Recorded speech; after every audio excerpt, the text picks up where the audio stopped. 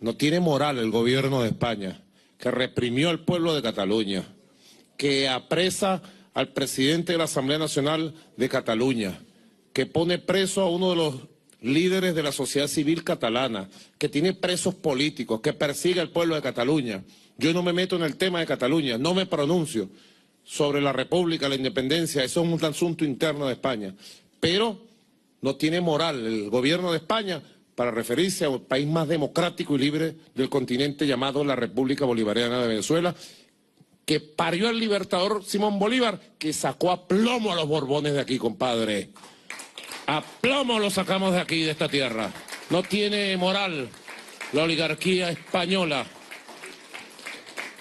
para referirse a nosotros, y tomen las sanciones que le dé la gana. A Venezuela no la para nadie, compadre. Nada ni nadie nos va a parar.